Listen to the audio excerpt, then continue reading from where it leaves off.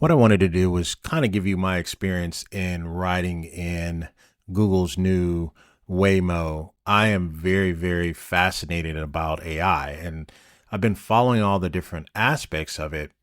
So, one of the things it's a little bit different is you must have the app. So, it's almost like an app like you have to have for Uber or one of the other ride sharing programs. The funny thing about it is it's a four-seater, right? And it's made by Jaguar. And it gives you a map. Once you get in there, it kind of talks to you. You can switch your music and things of that nature. What you'll see and what I noticed is it does a very good job of recognizing people, recognizing bikes, recognizing any type of movement.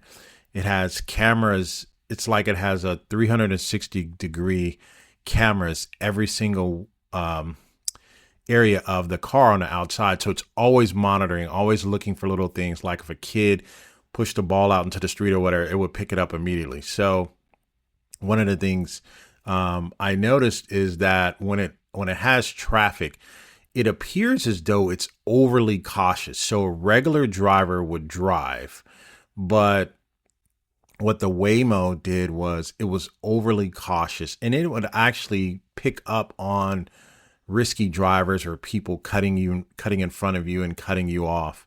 I thought it did a very, very good job of that, but it was always monitoring every single person, every single car. And it was almost like it was trying to, using AI, it was trying to be 2 or 3 steps ahead of people. So, it's artificial intelligence, and it was making the turns it needed to make, right? It was switching gears, going up hills, and if it felt it needed to change gears, things of that nature, it did that. It steered on its own. It was fascinating. But one of the things that I think I disliked about it is, like I mentioned earlier, it was overly cautious. So it could, and if you took that and you compared it against, if you had a race against an Uber driver getting from one destination against a Waymo, the Uber driver would obviously get there faster because the Waymo was overly cautious, right? And I think because it's autonomous, it drives on its own.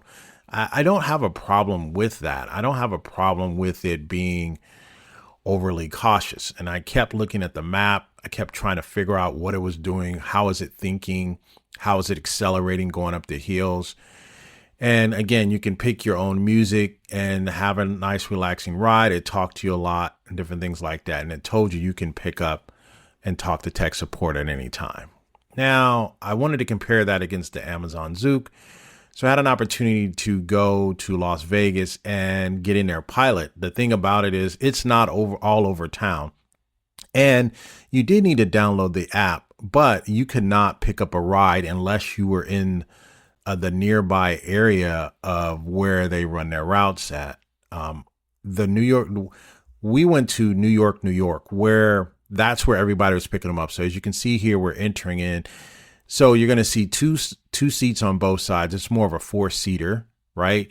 The Waymo was more of a three-seater, right? Because no one could sit in the driver's seat of the Waymo. The Waymo does not allow people to sit in the driver's seat. This was more of a shuttle, right? So the Zooks was more of a shuttle, and you have to close the doors and things of that nature. So I thought the experience in riding in the Zooks was a lot more smoother.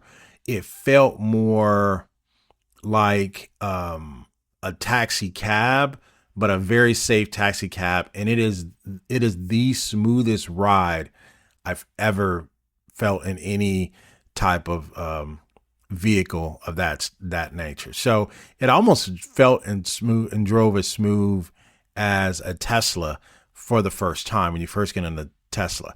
But the suspension and everything was above average. You felt no bumps, and you can switch your music. You can do a lot of different things like that, but you have to ride within their area as they're testing it out in Vegas. There's only a couple of test areas. They're not all over Vegas. They don't really go on the strip. You will very rarely see them on the strip. You'll kind of see them riding on the outskirts and kind of the byways of the highway. You don't really see them in the eye. They're really, really more of a taxi shuttle. And that is my experience with both.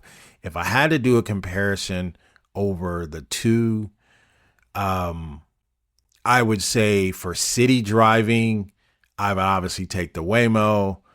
But if I wanted to just get from point A to point B, maybe have some groceries or small bag or something like that and want to ride in comfort, I would obviously ride in the Zook. One thing for safety, I would definitely ride in the Waymo because the Zook is just, it feels like a little steel wagon, right? If you rode in a wagon as a little kid, it felt like someone was pulling you around a little wagon. It didn't feel like there was any airbags or anything like that. I'm not for sure of what that is, but if somebody rammed into you or hit you from the side in an intersection, I think you can get pretty messed up really bad. And the vehicle, the Zooks does not move. No, neither vehicle leaves without anyone not closing their seatbelt. So neither vehicle will move without every seatbelt fastened for every passenger. So that was my experience. But overall, one I would like for city driving, one, the Zooks to me, I think the Zook, I think their pilot is more of delivering packages. To me, I think Amazon's going to use that to deliver packages. In my opinion, I think that's kind of what it's going to be used for. It'll go from point A to point B, or it'll say, hey, do these 15 routes for the day, and it'll go and it'll make all these routes and then allow people to pick their packages up off the Zooks. To me, I think that's primarily where they're going to use it, but I really think for passenger delivery, I think the Waymo is going to do that. And so we'll have to see what they're going to do with Tesla, how Tesla's going to operate. I think Tesla's going to probably operate closer to the Waymo, but I think Tesla has a challenge just getting through some of their licenses and some of their permits. This has been Jenny Jones. You guys take care. Goodbye for now.